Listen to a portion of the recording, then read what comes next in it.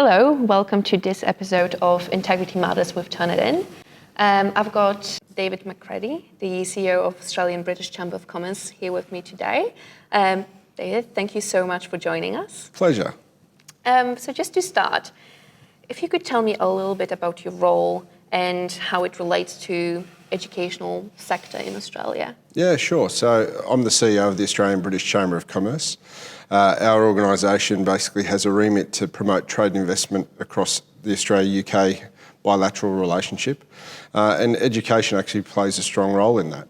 There's a lot of work, particularly on postgraduate work and on postgraduate study between the two countries, but also on things like research and other things that educational institutions are really heavily involved in that allows us to commercialise and to do further research and gain those insights that the private sector really needs to get ahead. Okay, fantastic. And could you expand a little bit more on some of your partnerships with local universities? Yeah, sure. So quite a number of universities across the country actually are members of ours. Many from various geographies too. We operate across the country, and in fact, Curtin University sponsored an event just today at lunchtime over in Perth, and Melbourne University and Monash and a couple of others were at an event last night we held in Melbourne. Look, a lot of what we're really looking at is more on the where the academic research from universities can interface with the private sector and how we make the learnings that we're able to make through the educational institutions, through that academic research. How can we make that value translate into commercial outcomes and into better outcomes more broadly for our society? Of course. And are there any areas of research that you find particularly big in the partnerships between universities and the sector? Look, I think one of the great things between Australia and the UK broadly is that almost every sector we're doing something together. Mm-hmm. So there's lots of opportunities for people to get involved. But I think really where we've seen the most interaction and gain the most value over the most recent times is really around infrastructure, better planning, integrated systems, talking about the Internet of Things and the future of how our cities will be shaped, and smart cities, all of those constructs. That's been one particularly interesting piece of work. And then there's lots of other great work happening, particularly in health and medical research.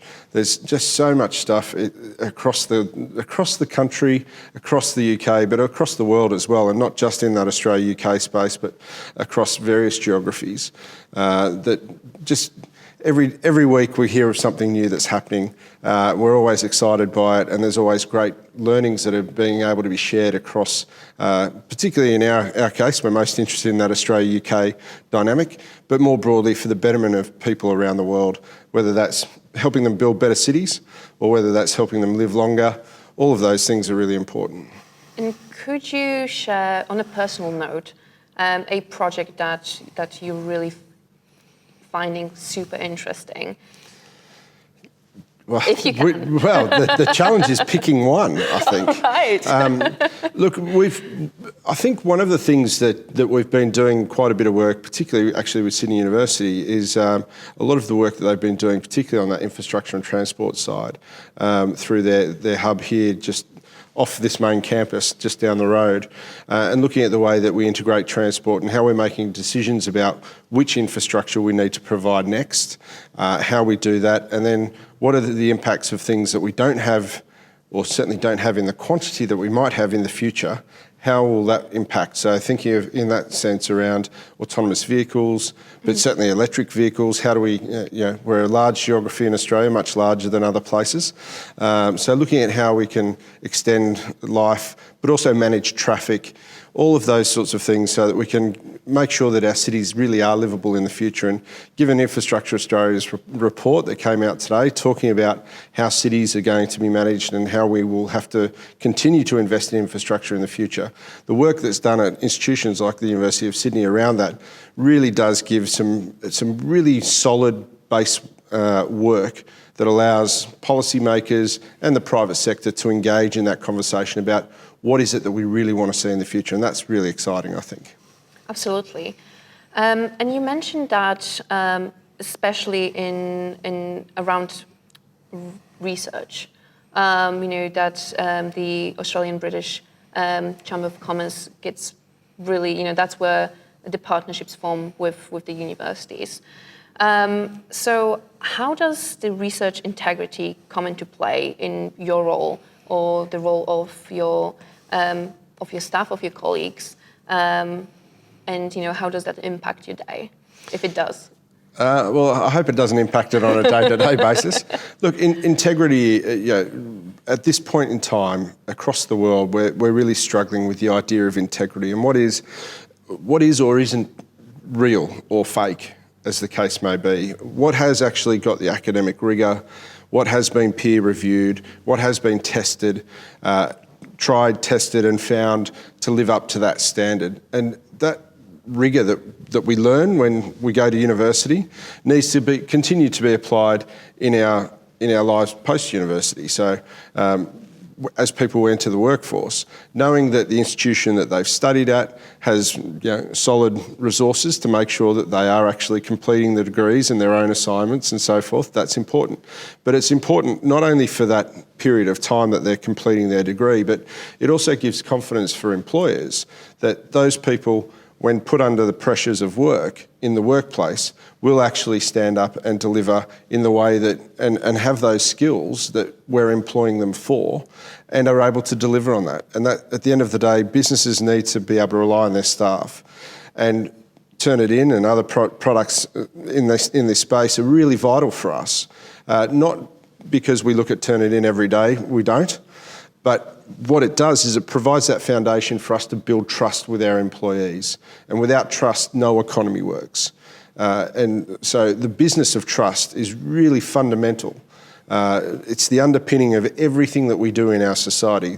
The trust that when I make a transaction at the local corner store to buy a bottle of milk, or the trust when I'm making a multi-million-dollar investment or billion-dollar investment, the same trust actually is underlying and underpinning that.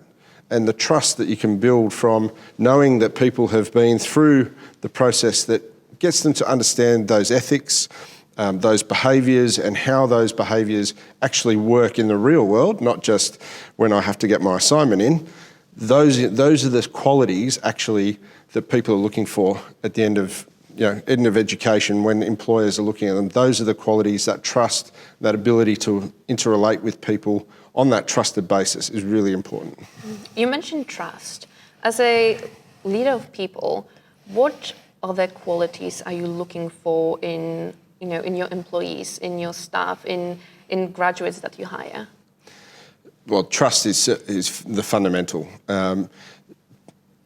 When we go through our vetting process at the Chamber, when we employ people, we look at a variety of different sources, as most people do. You look at academic transcripts, you look at the CV that they've put forward and their letter that accompanies that, stating their case for why they want to work for you.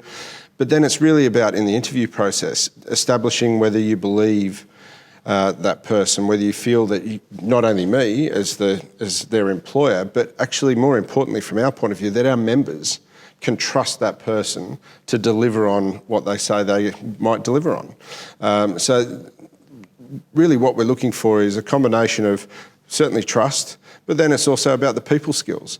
And the interesting thing is, despite going into a much more digitised future, the interrelationship and the people-to-people contact is proving to be more and more important actually as we go forward. So those are things that we're really looking for, the people skills and the trust that people will do what they say. That's the fundamentals to any business, I think. I think that's really fantastic. Thank you for your time today. My pleasure. And this concludes our episode of Integrity Matters. Thank you.